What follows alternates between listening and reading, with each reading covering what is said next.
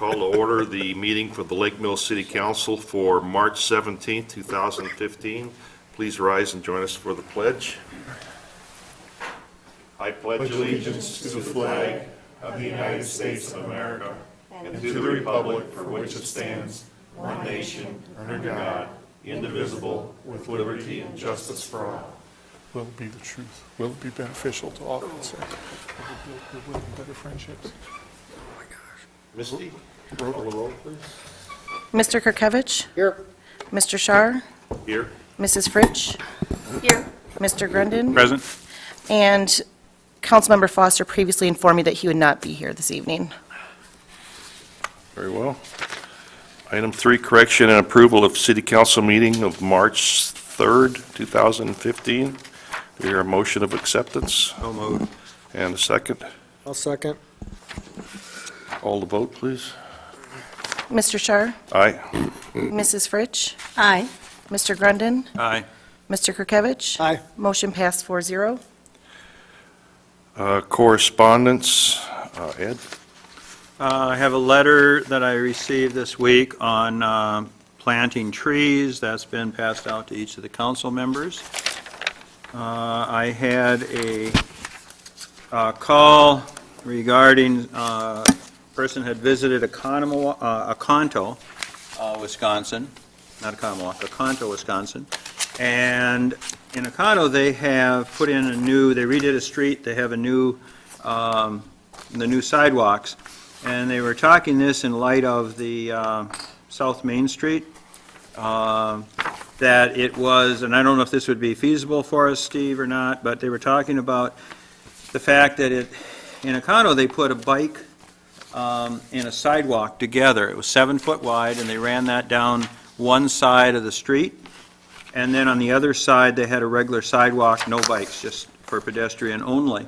So you had the pedestrian bike on one side, you had just they were sharing the sidewalk, and signs indicated that, and then on the other side, it was a sidewalk. And I thought that might be something worth pursuing to look into, if we could do that on South Main to save trees and not be pushing the sidewalks up near the houses. And, I mean, this is just I just got the call, so it's a prelim kind of thing on it. But I thought rather than just, ignoring it, that's something that we might want to look into. And then I had a third call, and that was from Steve, who's going to request addressing the council tonight, so. On the bike trail one, they never brought it up on this deal, on the South Main Street. I have seen it done on other projects, and in fact, I take that back, we did discuss, Dustin brought up one that was done up north. The key issue is that they're going to want it to be, if it's a shared, they want it to be 10 feet wide, and then you have to have a shoulder on each side of 1 foot. So generally, it's a 12-foot bike path, walking trail, and then you can get away with that. But then you have pedestrian traffic on one side. Everyone's got to cross to one side of the street or the other, and then who maintains the bike Well, you'd have a trail? sidewalk on both sides for the pedestrians, but the bicyclists would only be on one side. Yeah, At least that's how it was set up in Oconto. okay. Well, Guess maybe, we'd look at it. So- I was going to say, maybe I can go up and take a look, too. Was that a state highway? I don't know that. Because it may not be a state highway, in which case you have a lot more latitude. And the call came in from former council member Ken Pearson, if you wanted to contact Ken, Diane. Okay. Well, if it's in Oconto, they already have it in Oconto, right? Yeah, right. Okay. And that's Oh, where he was visiting and happened to see it, and Okay, I better write that down so I get the right thought that was a city. possibility, if it would work for us. Okay. Worth investigating. It was my understanding that when we had that meeting with the state people, that the federales mandated that there was bike access on both sides of the road. So I don't know if that Well, hard and fast. I'm pretty sure, based on what I remember in the conversations with Dustin about, I think this one was somewhere around Howard or somewhere there, as long as you met the bike trail requirements, the walking bike trail requirements, which were 2 5-foot lanes, you could get away without on-street bike lanes. But I'm assuming then that it's just like a street, and that who's going to maintain it? And how is it maintained? Yeah, and what was said was, in the conversation was, is it possible in that regard to have using our brush broom and we maintain it because the residents have lost some of their lawn because the bikes would be on that side. So, but it'd be something for a future discussion. Well, I'll take a look and see what it is. Maybe take some pictures so that, and find out if it's on a state highway or not, because if it isn't, we could do anything we want on our city streets, I think. Am I wrong? That's It's a state street, Except, what? except South Main. Yeah, except, yes. Okay, yeah, I'll look into that for you. That's all. Diane? Well, I had several calls, but I think I did follow up on all of them and some I'm still working on follow-up with, so nothing that I need to bring to the council. I wanted to compliment the tree trimming on North Mulberry, because I drove by there today and I looked at it and I thought, boy, these trees really look spiffy. You know, they look like they had their Easter outfit on. So I just thought, who's ever doing the work, I know it's the Parks Department, but who's ever the cutter of the branches really did a nice job on those trees. Now, I'm not only speaking for the ones I saw, but it impressed me when I went by, so I just wanted to mention that. So, Really only one. I had a gal call me, just interested in like putting in a senior center somewhere, so I directed her, I think, the right way, and we'll see what happens. And the only call I got was from the Arts Alliance, who's here tonight to address us, so. Moving on to item 5, questions and public comment. The public is encouraged to address the council at this time regarding items on the agenda unless the item is the subject of a public hearing. If your comments pertain to a public hearing, you are asked to hold your comments until the hearing. Public comments may also be made at this time on items that are not on the agenda if you have registered with the city clerk before the meeting has been called to order. The state's open meeting law discourages action by the council on items not listed on the agenda. Please keep your comments limited to 3 minutes and state your name and address when starting your comments, and fill out and sign the sign-in sheet as provided on the podium. I had to say that. Well, The now floor- I know. Good evening. The floor is yours. Thank you. I'm Margaret Leslie DeMuth, N8016 County Highway G, Lake Mills, Wisconsin, and I'm coming to speak to you on behalf of the Arts Alliance of Greater Lake Mills and the Lake Mills Main Street program. And just to this is just to inform you, and we will be back speaking to you in April with a lot more information, but I wanted to give you a head up this evening with our project over here between Lake Street and Water Street, where we're working on aesthetically improving the alleyway.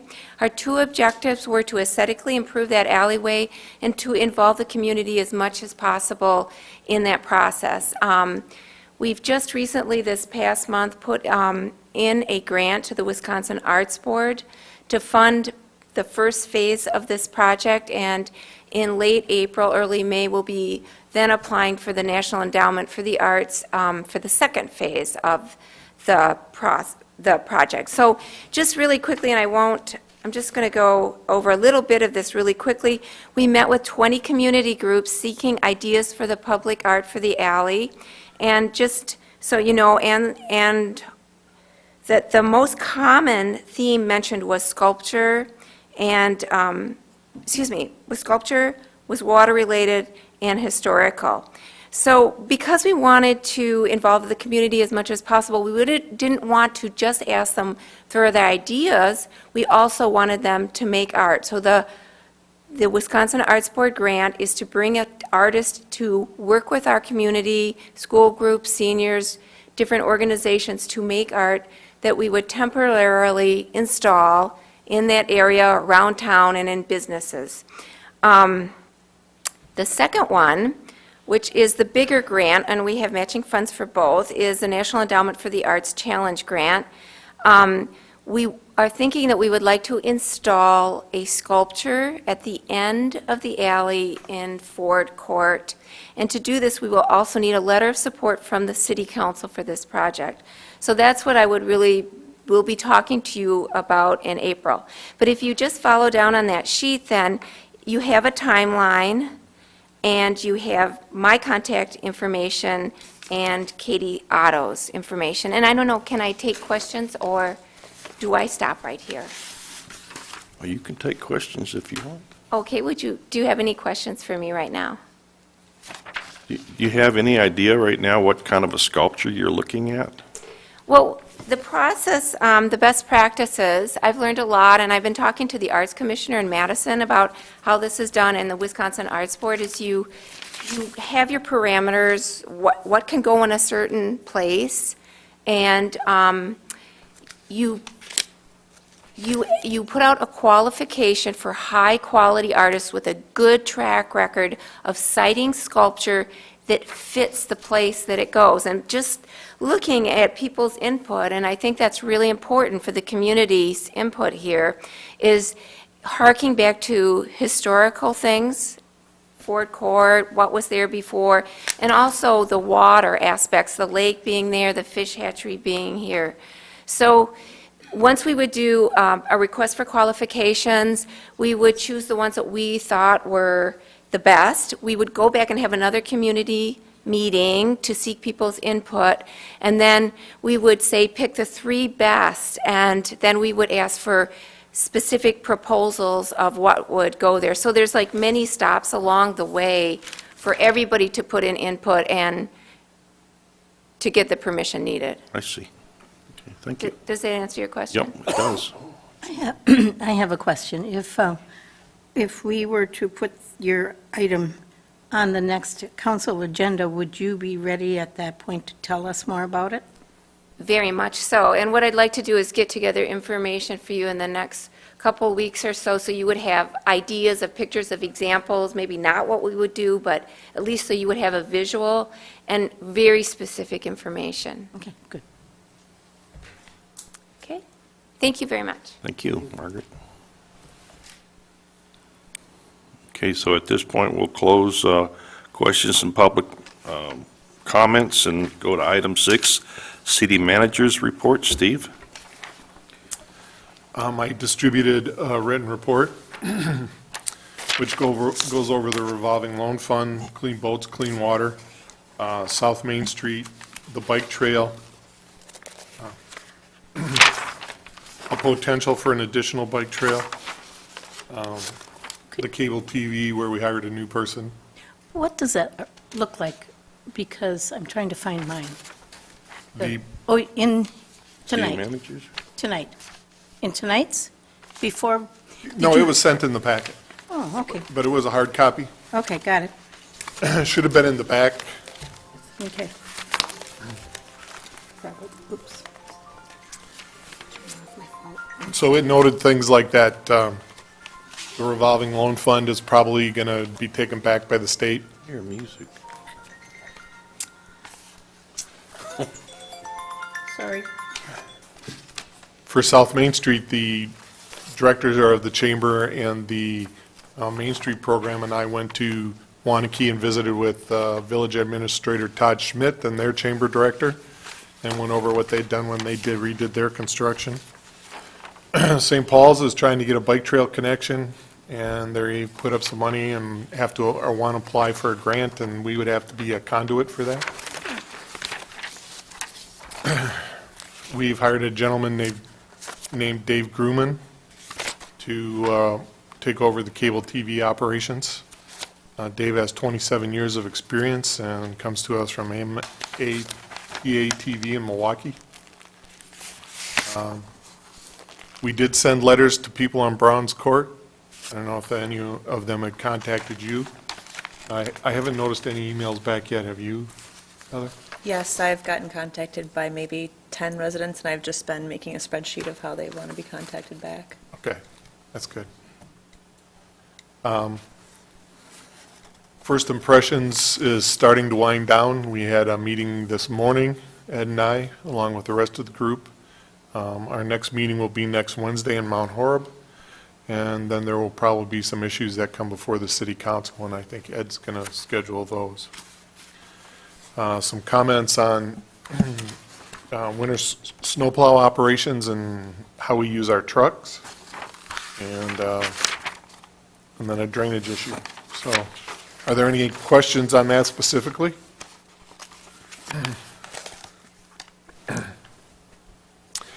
I have, congratulations, Josh Ramsey won the Legion Fireman of the Year, and Doug Messman won the Police Officer of the Year from the Legion. And our aliens exist person got caught.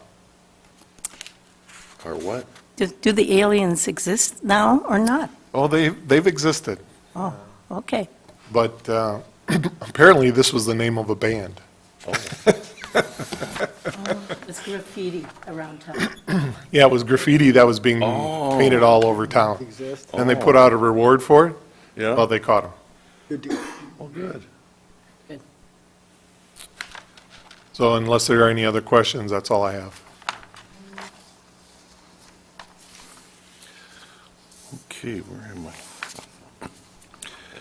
Okay, item 7, acceptance of committee minutes. I have before me the Lake Mills Police and Fire Commission minutes of November 20th, 2014. They'll go on record. Council business, board and committee appointments. I saw didn't see any, do we have any, We just have tavern operators. just the tavern, right? We had Oh, and also the pawnbroker. the pawnbroker license. Broker, but that's under license. Oh, Yeah, No that's every appointments. year thing. okay, oh, yeah. So, Do you want motions? yeah, I guess we'll do these separate. Yep, have to. So do we have a? I'll make a motion for the pawnbroker license for Countryside Jeweler and John Black, proprietor. And a second, please? Second. Call the vote, please. Mrs. Fritsch? Aye. Mr. Grundon? Aye. Mr. Kirkovich? Aye. Mr. Shar? Aye. Motion passed 4-0. And we have a tavern operator's license, 2 of them. We have, Heather, would you read those names? I was going to say, it sounded like a good idea to me, too. We have one for Taylor Marie Castillo Wagner and one for Caitlin Colleen Nofke. And do I hear a motion of acceptance? So moved. And a second, please? I'll second. Call the vote, please. Mr. Grundon? Aye. Mr. Kirkovich? Aye. Mr. Shar? Aye. Mrs. Fritsch? Aye. Motion passed 4-0. And this brings us to motion 1532-1. This is the contract for fire protection services for the town of Asselin. Heather, would you read the motion, please? City Council Motion 15-3-2-1, authorizing the city manager to negotiate and execute an amendment to the agreement between the City of Lake Mills and the Town of Astelon for fire protection services. Be it moved by the City Council of the City of Lake Mills, Wisconsin as follows. Section 1, that the fire protection services agreement between the City of Lake Mills and the Town of Astelon, contract dated December 10th, 2003, through December 31st, 2006, and automatically renews annually unless written notice is given, copies of which are provided, is hereby approved contingent upon the amending the territory served as shown in Exhibit A and amending the dates to January 1st, 2016 to December 31st, 2026, and then automatically renewing unless notice is given. Section 2, that the city manager is authorized to execute said agreement as modified any time prior to December 31, 2015, and to take such actions as necessary to implement and administer said agreement, a copy of which will be attached hereto and made a part hereof upon signing said agreement. Section 3, that the city clerk is directed to send a copy of this motion to Sandra Marks, Town of Astalon Clerk, W6260 County Highway B, Jefferson, Wisconsin 53549. The city council does hereby approve authorizing the city manager to negotiate and sign the agreement as noted above, and authorizes the council president to sign the motion. Do I hear a motion of acceptance So moved. and a second? Second. Steve? I tried to go over it a little bit in my memo, but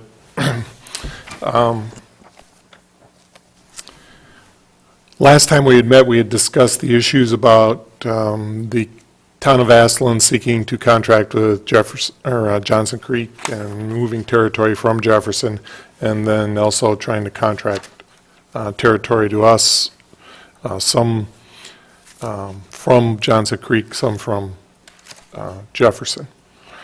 I had asked to be able to sit down and negotiate with all three entities before we finalized any agreement. I met with the representative, Mark Johnsrud, from Johnson Creek.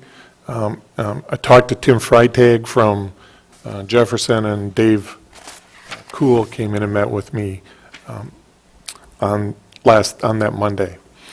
So it all pretty much happened on one day. The discussion was that while there might be some territory moving sometime around April, that we should go ahead and take it and be willing to amend the territory again if it becomes necessary. There was a lot of discussion between both Johnson Creek and Jefferson that the territory we are now looking at taking was not something that they felt they could serve as well as we could. I had some conversations today with Todd Yandre, who indicated that maybe a portion of Section 32 should go back to Jefferson, but that would depend on Jefferson being able to negotiate some kind of settlement with the town of Astalon. Otherwise, it appears that Jefferson may be frozen out totally. My conversations with Tim were that they were okay with that there were some other things that would come up that they felt would be in their best interest. And so while they would surely continue to serve territory offered by Astalon, they were not concerned about this and told us that we could go ahead and sign the agreement. Can you throw the map up and just kind of, just so people know what we're looking at here? There's one small section that isn't shown here that's up near 94. That would be like the town of Astalon, the hamlet of Astalon. Everything west of Crawfish River is included, so this area is everything south of County Highway B, and then there's this small section right here on the north end is also included, so, these sections up here are included. So while this shows most of it, there is one small section that isn't shown on this exhibit. I do have the big exhibit if you want to see it. It's the little green box part of what you're talking about at the very top? That's not what. No, that's not it. That's Astalon. That's the hamlet of Astalon. Give you a little bit of a better idea. This is the map that we had to use to run the exhibit.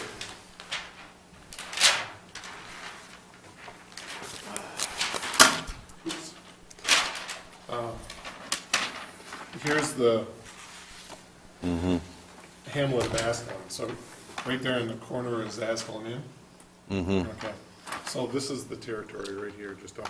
We already have this area here. And then we put this piece and all this down here. So B pretty much runs right across the top of this page. This is B right here. This is the interstate. So from the interstate south, we get this small section. And then from basically the south edge of the Astalon State Park down to 18.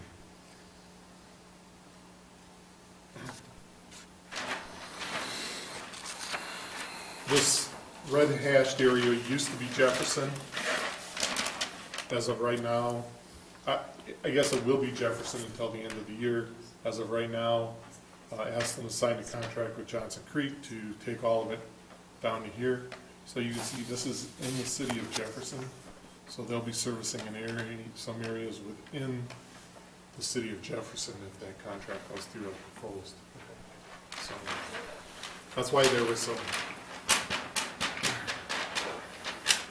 discussion. I can imagine. If people are interested, can they come to City Hall and ask to see the map? Yeah, this will be, Do they need to make an appointment? no, not really. No. They Okay. could also, Unless they want to meet with me. Right, but if they just want to see the map, they can Yeah. come and ask the they staff. can go down to the fire department as they volunteer for, they can see the map then, too. See the map. I didn't get a ride in a big shiny red truck. Okay, there you go. Yeah, so it's pretty consistently everything west of the Crawfish River in the town of Aspen. Right. Okay. I would assume that the residents of the town of Aston can also go to their town chairman and their town board and see it too. Or isn't that a reasonable Yes, they expectation? can go there and see it too, they have it, Okay, that probably would be the best place to go. right. But- If you're a resident of the town of Aspen. Right, which none of the citizens of Lake Mills are. Okay, Yeah, it would be better for them to go there. They can also go down to the county. This map is generated by Andy Erdman in Land Information. He does it for us and them.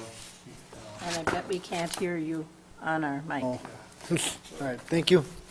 But that's the map. It's a territory that we would be serving.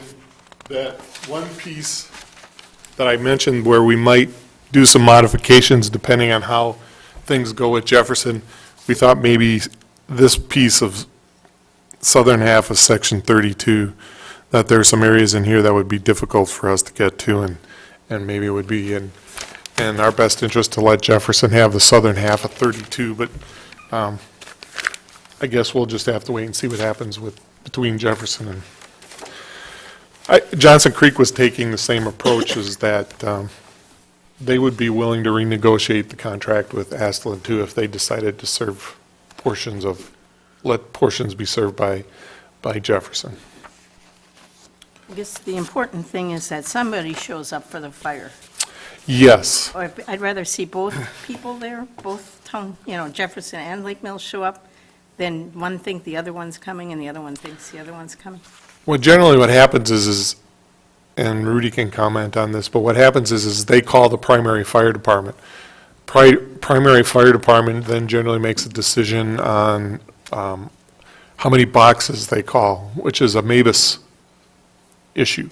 And then you determine how many people show up at a fire with you. So if we have 2 fire trucks showing up and we need more tankers because it's in the town, we would send out a certain type of MABUS call that would have other ones bring tankers. If we needed more ladder trucks, then there's another call, and if we just can't generate a truck, there's another type of box that gets called out by the fire department. One other question. If this passes and we take up this area, is it the city of Lake Mills Fire Department's job to notify these people that they now call Lake Mills? Or is it the town of Aston's job to contact their? 911 does it. So- Yeah. Oh, they don't have to know? No, they don't Just have to call know. 911. The town would Okay. have Yeah, that's Andy better. submit this Good. computer, basically, it's a computer shift, and it gets pushed into 911's computer, and then it pops up on their data. Oh, okay, so all they have to do is call 911 and not worry about it. Yep. The computer knows who to call. That's good. Thank you. Anything else? Call the vote, please. Mr. Kirkovich? Aye. Mr. Shar? Aye. Mrs. Fritsch? Hi. Mr. Grundon? Aye. Motion passed 4-0. Item D, discussion decision on fencing on the dam design. Can we read the motion without the boxes filled in? I don't know. Yeah, it's a motion 15. Yeah, that's right. We gotta, 15322. But we don't have to, because we have to talk about what we want to put in there yet. yeah, why don't you, we'll just read the motion, and then we'll fill the boxes in After we talk. after we talk and discuss it, hopefully. So if you would read, Heather, if you would read that motion. City Council Motion 15-3-2-2, authorizing the city manager to direct the engineer to incorporate a fencing design into the spillway plans.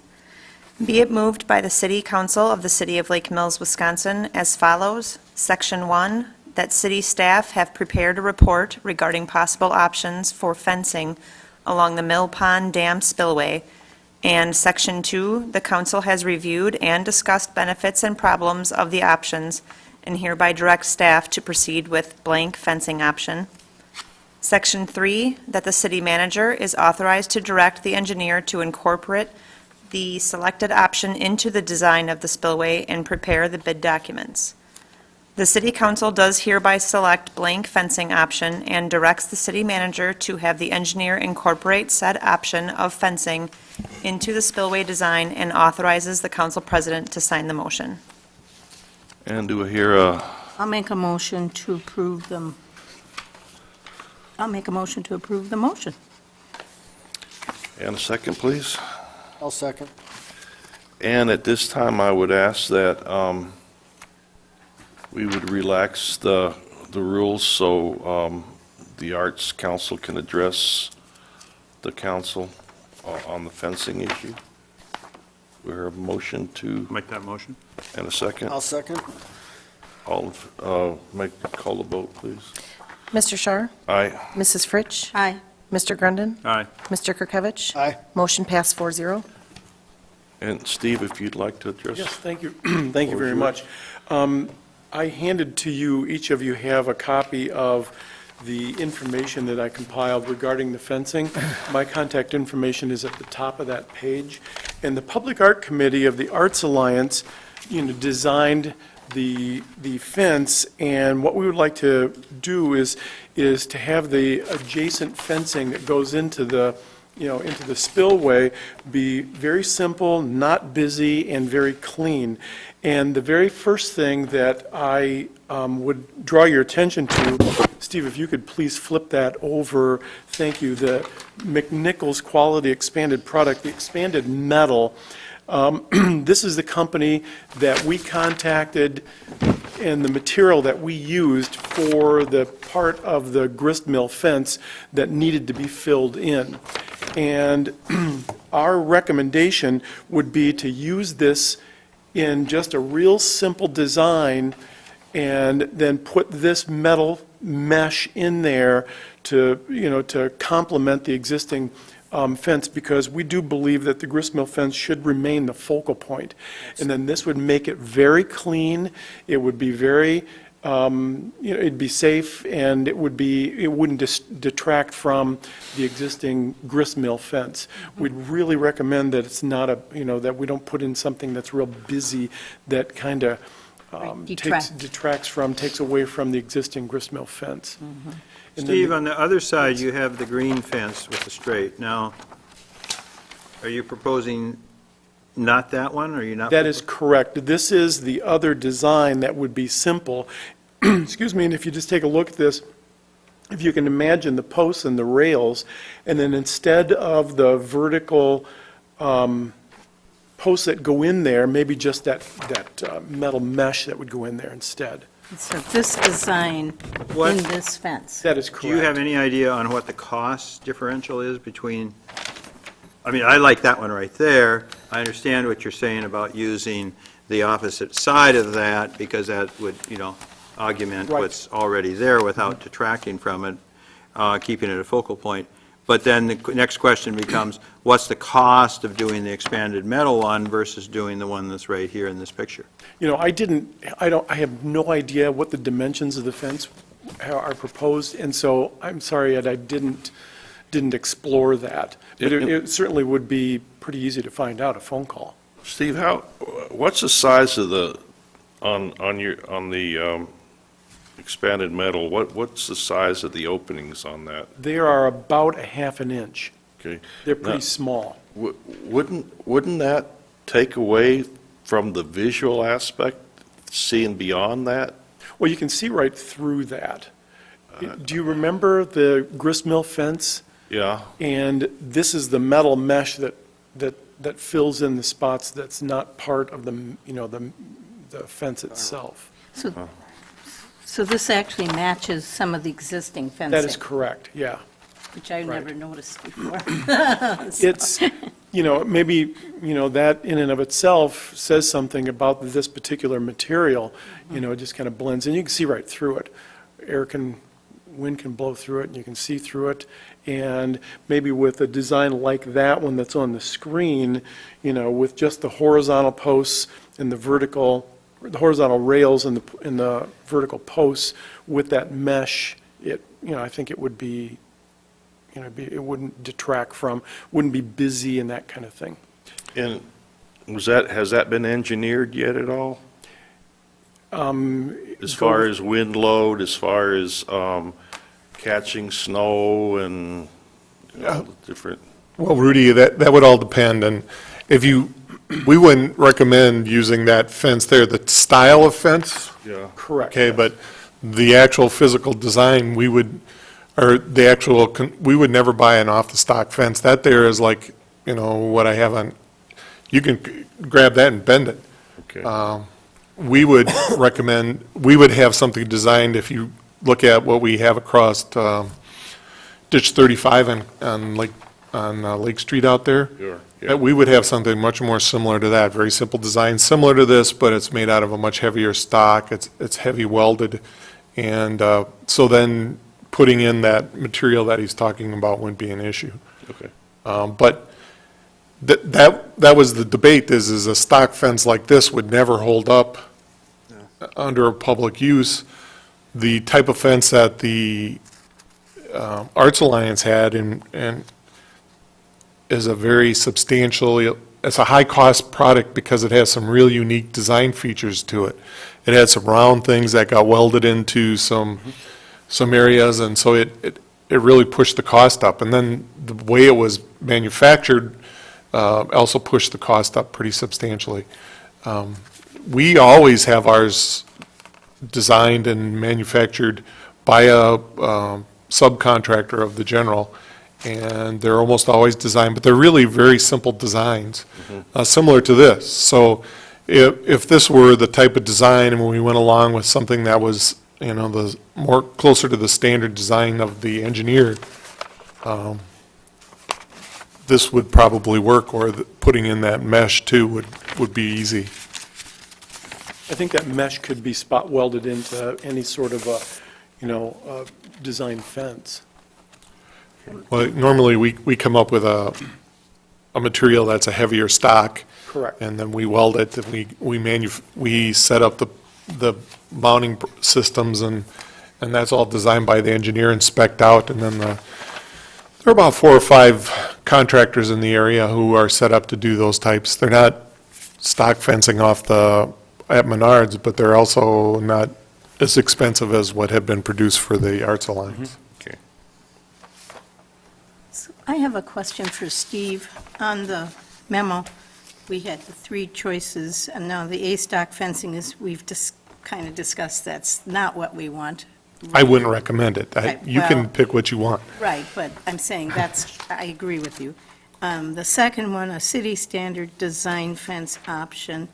Now, is what you just discussed with ditch 63 and so forth, is that B? Is that the second one? Yes, that's B. That would be, we would specify that the type of material that's laid out here, put into a standard city design would be used. Okay, so basically, the second one would look like the paper they handed out. Steve, this one, we could get this design Yep, in a city design fence, standard. yes. That's accurate. Because your third one was thinking that they might want to buy more of the existing fencing, and from what I talked with you, you're not looking at doing that, No, getting more of the, no, because not of at the all. cost and everything. Yeah, if you remember the last time, this is what the existing fencing looks like. And these are actually the areas where the mesh is in. Actually, the mesh is around, see the circle? here? There you go, right there. Yeah, the mesh is around the grist mill Right. itself, right up And you have next to the the... bars in there. And we were proposing something like this or like this to go along with it, but But we don't need to Well, do that- that because, that's a more substantial design and more expensive. okay. The one that we have here in a city standard design would be substantially cheaper than that. Well, You're not down to stock fencing, but the balance is that the amount of life and maintenance you get out of the engineered design one, the standard engineered design one is probably 10 times longer. Okay. So, So Then what? than the stock fence. would the council mind if I referred to this as the diamond design? That works. I want to make sure that what we put in the motion is clear that Well- this is what we're looking at. Call it Nichols expanded. Well, McNichols but- is the company. But, oh, they call it flattened diamond pattern. Okay. Ta-da, I did it. Look I at found you. it. I am good, yes. Well, Okay. With the new information tonight, though, do we want to go forward with this, or do we want to table this for 2 weeks while we find out what the cost would be? Price. I don't want to be saying, let's go ahead with something and not know the Not know cost. the I want to see the cost. And do we have a sheet, Steve, that had the 3 different ones on? Because I don't have a, That was in the bottom of my memo. It's the last Says this two motion lines allows the of council- memo. I couldn't find it either, so I asked to. It's the last 2 lines of page 2 of the memo. Right. I talk about them in the, if you look, it says the city has always had the contractor build fencing to city design standard. The culverts on American Way, Lake Street, Stony Road all have fencing prefabricated by metal shops working with the general contractors. So it's been pretty standard. We do not use stock fencing. We always have built to a different standard. well, could we table this and get a staff to come up with the vertical and the horizontal with the expandable? I think it has to be engineered into the entire dam project, and I think that We have a time really, it's, issue. yeah, and it's really a moot point, because we're going to have the fence made regardless what it looks like. And we don't, at this point, I'm not even sure we know exactly how much fencing is involved, other than, Right, you know, 'cause additional fence besides what the Arts Alliance has already provided that was in storage now, so I see no, I understand what Ed is saying, but I think because our big concern was we didn't want to spend the money that you all spent, because that would not be okay for the city with the taxes and so forth, which is number 3. So we threw out number 3. Number 1 is stock fencing, which we just established tonight, isn't strong enough for the usage here, where people would be leaning over the fence, it would bend. So we throw out number 1. The only one left is 2, and that is what we just talked about. So what you're asking, I think, is you'd like to know how much it costs, but I don't think we have any other choices. I'm just concerned about authorizing a blank check that's been signed. well, it's But part it's of the the same- dam project. And it's the same kind of fencing we use in other areas of the city. It's not like that, we're not doing a precedence different. We don't bring to the council every time we put a fence up where a fence needs to be. That's just done. This There- would be comparable to that. Well, first of all, the estimates that the engineer did for this design, which are at basically what he had granted out, and within the scope of the design that he's provided, was incorporated into that estimate. So a standard design would have been what they were looking at, and is actually in the bid plans. And that's what I just was talking about. Right, and so it's, anything that we would add here would not add to the estimate. And technically, what we would normally do is once the contractor has been hired, he contacts his subcontractor, and then we start sitting down with them and looking at what we call shop drawings. And then at that point, when you approve the shop drawing, you get the final idea of what the price will be. And so while they're, they have to have an idea and they bid what they think their costs are going to be, when we can sit down and bring in the different options for cost when the time comes. And so we can raise it up or jack it down and based on what the shop drawings are. And expanded metal is not very expensive. I mean, it's not, it's a little bit pricey, but it's not bad. No, it's not. And We've done it, I mean, even just around this building, we've used it, and you see the hand railings here have lasted 15 years and are still in really good shape. You use the stock, and they'd have been gone already. Yeah. couple more things. The picture that I have, that I gave you, I'm pretty sure Oh, it goes this it way. moves horizontally rather than vertically. This just came off of the website, and I didn't rotate this. And then also, the other thing, when we had that fence made, it was powder coated, as far as the paint was concerned. So just an FYI on that. Is that an additional cost to get it powder coated? I Would be. Boy, So, oh, but we boy. wouldn't have to do that. don't know, Want to? Oh, you'd want to. Oh, you want to? Oh, sure. because it'll Helps rust Okay. otherwise. We want to. Okay, I got told. I knew that. What helps, stop. Can. I'm sure they could looks better. probably write that right into the contract. Okay. I'm And glad I- you told us about the rotation. And I will follow up. I have a phone call into Bob Stegerwald regarding this. I'm going to go down and talk to him and find out specifically, McNichols has, has 3 different versions of this, and I will make sure that, I will let Steve know precisely what it is that we used. And then, Ed, hopefully I can find out a price per sheet. I'm sure they sell this in, 8-foot, 10-foot lengths or They something. may even sell it in rolls. How tall is the fence going to be? Do you? The same size as, It's under 40 inches, isn't it? It's under 40 inches, I think it's 38.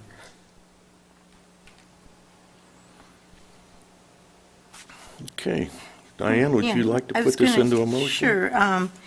I would like to move that we approve motion 5322 under section 2. It would read,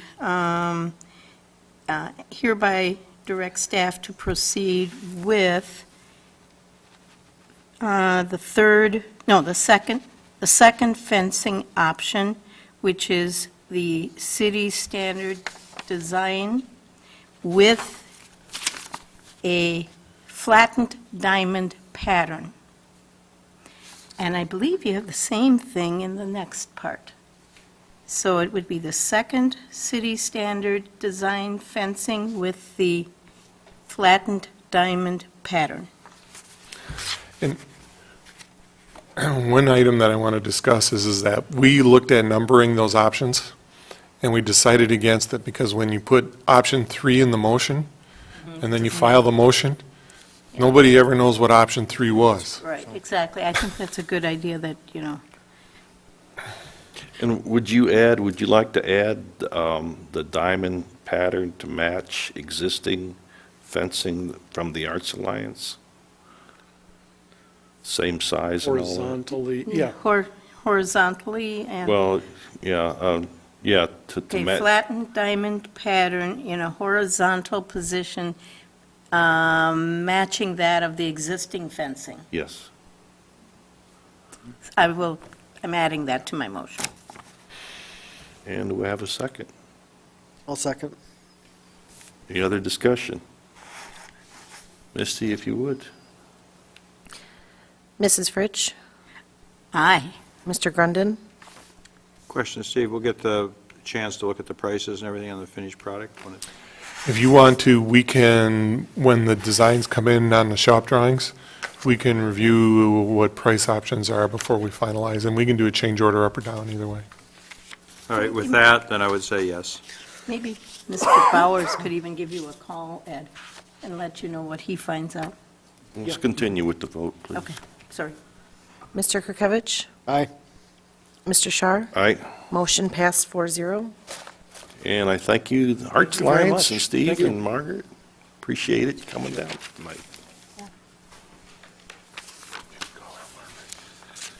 Okay, moving on to item E. This is the discussion and decision on appointing of special voting deputies. This is motion 15-3-2-2, nope, 3, not 2.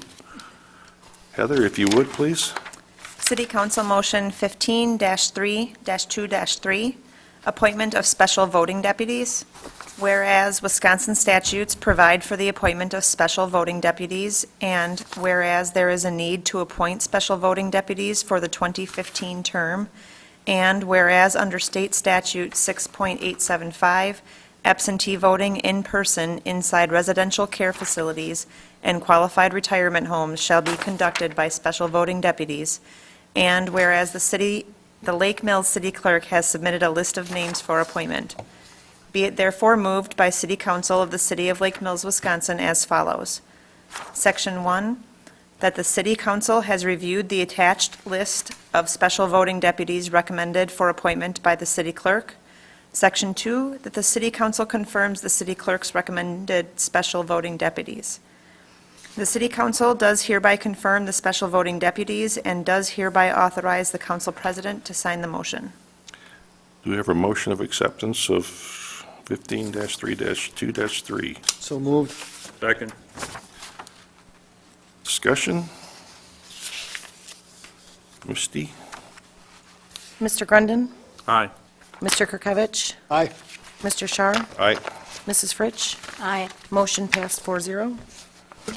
Congratulations, Heather and Jill, I think.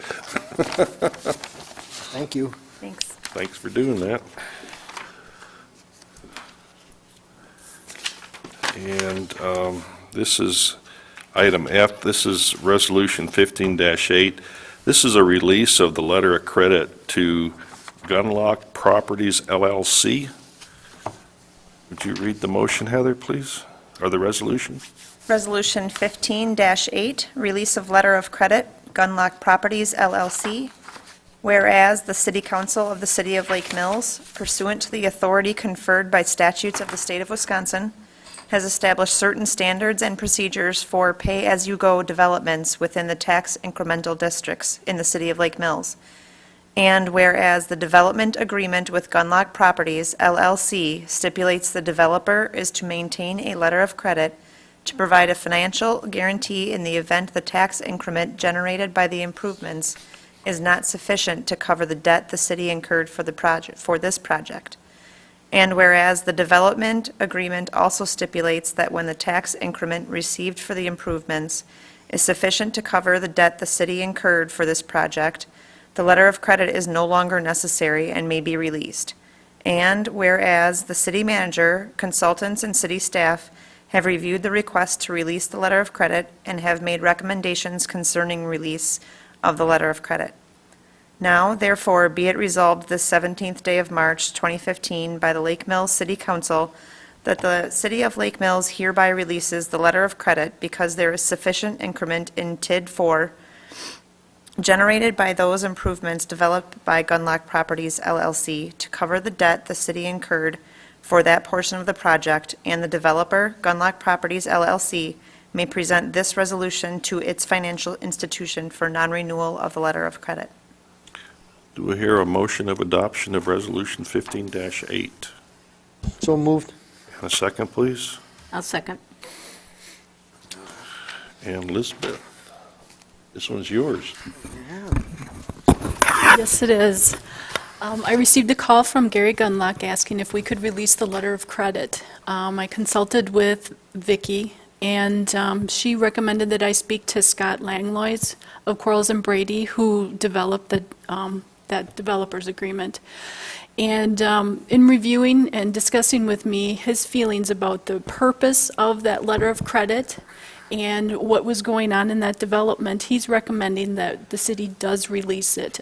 There is a personal guarantee in that developer's agreement given by Gary Gundlach that is more than sufficient to cover any shortfall that the city may incur for those debt payments. So based on those few items right there, he felt that we were over-collateralized and could release that letter of credit and not have him incur any unnecessary expenses for continuing the letter of credit. Very well. Any questions? Call the vote, please. Mr. Kirkovich? Aye. Mr. Shar? Aye. Mrs. Fritsch? Aye. Mr. Grundon? Aye. Motion passed 4-0. Item G, Resolution 15-9, Employment Policy Revisions. Heather, if you would, please. Resolution 15-9, Employment Policy Revisions. Whereas the City of Lake Mills has heretofore promulgated an employee handbook which from time to time has been revised to reflect changes in the law or changes in policies affecting some or all city employees. And whereas the city manager seeks to authorize changes to a number of items in the handbook to keep the language in line with Act 10 changes, as well as make changes to the handbook to deal with new policies created out of authorizing income continuation insurance, deferred compensation, and a reduction in the amount of sick leave that may be accumulated by employees. Now therefore be it resolved that the attached memos that detail these changed policies are hereby approved by the Lake Mills City Council for incorporation into the city's employee handbook. Be it further resolved that the employee handbook may undergo other non-substantive changes without separate approval when they are needed for clarity purposes, and also substantive changes whenever they are the result of state or federal regulations or case law that require that changes to the employment policies be made. And I have a motion of adoption, 15-9. So moved. And a second, please. Second. Vicki, this is basically just housekeeping, getting all memos into one spot, so Right. Like my memo stated that's in your packet, when Act 10 occurred, we had to put together policies on overtime because Act 10 effectively nixed the AFSCME collective bargaining agreement. As soon as that was done, the Fair Labor Standards Act was going to be what would be applicable to overtime policies as opposed to what had been in the contract with the union. And so we had to change that, and we had to make a number of other changes, such as callback policies, and when somebody gets called back to the job, and on-call policies, and some changes to our comp time, but it was all driven by Act 10 changes, and we were able to handle it at that time because it was all at one point in time. We had to be able to tell the employees what the new rules are going to be, because prior to Act 10, everybody was governed under a collective bargaining agreement, and actually it made implementation of our policies very simple because you just pulled out the collective bargaining agreement and read that little section in the agreement. Everybody knew what the rules were supposed to be. We found ourselves in a situation with a number of changed or new rules because of Act 10 going through, so that's why we had to create those memos. Now, when the collective bargaining agreement was approved late last year for the police department union, it was all predicated on changes that were going to occur to everyone across the board. We cut back the number of sick leave days that people can have under the collective bargaining agreement, and Steve would like to carry that forward to all of the employees. So instead of being able to accumulate a massive amount of banked sick leave, this cuts it back to just enough so that with the newly adopted income continuation insurance that we're doing through the state program, you have to have 65 days of sick leave to carry you through to the 90 days, calendar days, that it would take for the income continuation insurance to kick in. So there was really no need from the city's perspective for employees to have any more than that. But some employees already had accumulated more than that. So in the collective bargaining agreement that was approved by the council, we allowed those to be grandfathered, but nobody else who hadn't reached that level could accumulate beyond the 65 days. So these other memos, the ones more recent that were written in 2015, memorialize those changes. And so that we can stick them into the handbooks, we don't have to keep looking at all these multiple different memos to know what the rules are. That's why we're bringing it to you, to find out if we can just incorporate these things into the handbook. And then to be able to think about future, when the courts change their mind on how to interpret a federal or a state employment law, it would be useful for us to be able to change the employment policy, because it's not within our control anyway. Once some other outside authority says this is what the law is, and this is how you have to treat the employees, I'm asking to have the latitude to make those kinds of changes as well to the employee handbook in the future without having to bring everyone to you, and that was incorporated into the resolution as well. Very good. Questions? Yeah, I have a question. And the last thing you mentioned, would, if there were changes to be made at some future time, would it be made in this kind of document? I mean, like changes in the handbook? I would just change that section of the handbook. One in particular, one good example would be Family Medical Leave Act, that on both the federal and the state level, we have rules that dictate how we have to administer family medical leave to employees that qualify. And there have been a lot of substantive changes over the years to those acts that when that were to occur, regardless of what our handbook happens to say, we have to follow what the new law says. So I'm just asking that when that sort of a situation That sort of- arises, to just let us take care of it and be done with it and have it be a matter-of-fact Not thing. instituting new things or not No, doing if above and it- beyond what's yeah. required. Right, if there was some, like, one thing that we're talking about right now, just intellectually, not really pursuing it, is that there's a vendor that wants us to pursue the idea of having a new benefit for employees called Legal Shield, where employees pay a monthly fee and then they can use this service to contact an attorney through Legal Shield to help them. We're not considering doing it at this point, but if we were to consider doing that, that would definitely be something new, something that's beyond the scope of the existing handbook, and that would definitely have to come to the council for the council's approval. Even if it's not costing the city anything, it's a new program, it's a new benefit, that would be an example of something that we would have to come back to the council for their specific approval. That wouldn't be a housekeeping thing that I'd be asking to just slip in there. That would be something that the council would absolutely have to approve. And one other piece just with it, can you show me what page that's on that now would give the right to make those kind of changes? I missed that when I read it. That's in the resolution itself.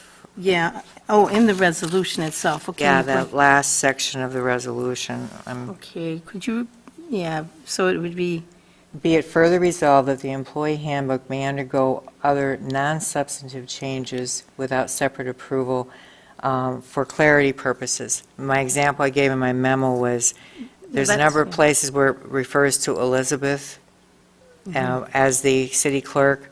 Well, obviously. we would change it to city Right. clerk. We wouldn't have somebody's specific name in there anymore. That would be a non-substantive clarity thing.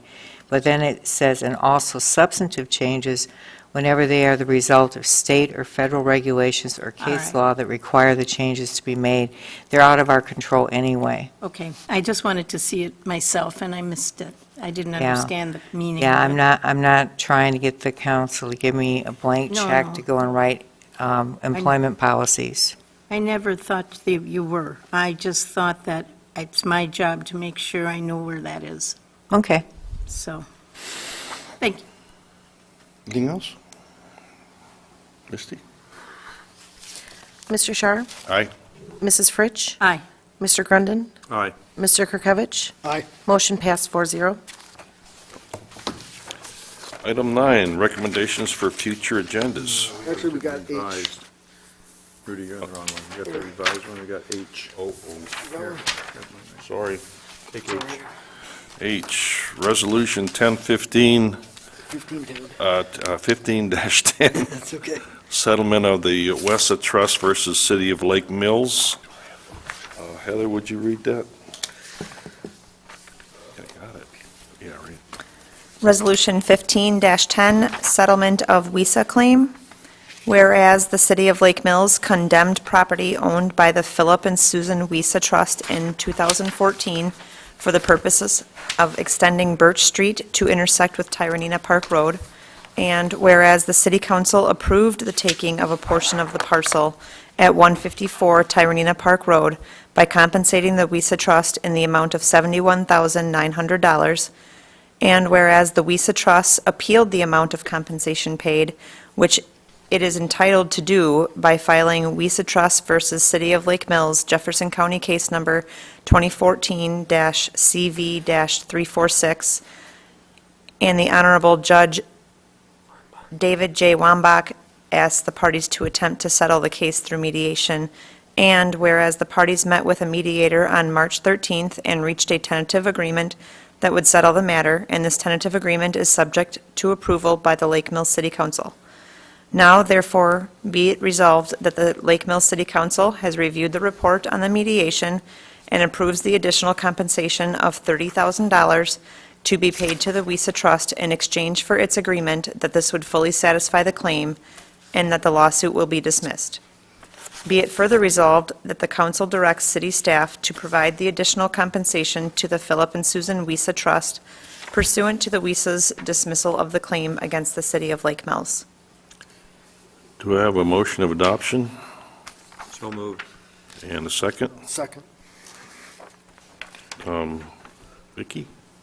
I don't think there's much to say, but No, I did provide the memo that came from Boardman Clark, and Steve and Elizabeth and I attended the mediation last Friday for a couple of hours, and that was the agreement that was reached between the parties. questions, Diane? No, looks good to me. Good work. Misty, if you would? Mrs. Fritsch? Aye. Mr. Grundon? Aye. Mr. Kirkovich? Aye. Mr. Shar? Aye. Motion passed 4-0. Okay, now item 9. Recommendations for future agendas.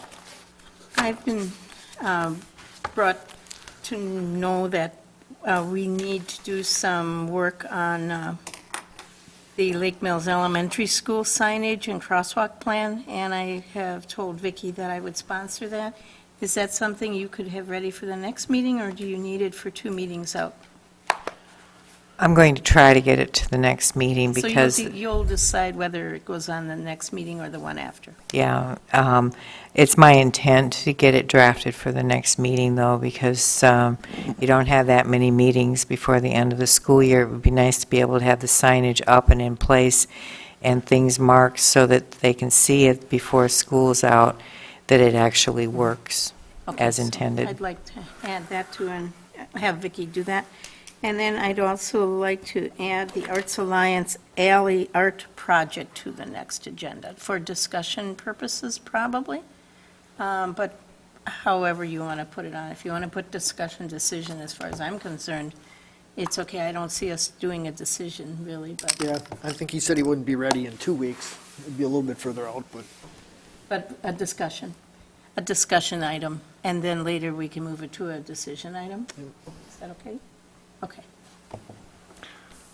I'd like to have a resolution to remove the east end parking spot on Oak Street, adjacent to Mulberry Street in front of the post office.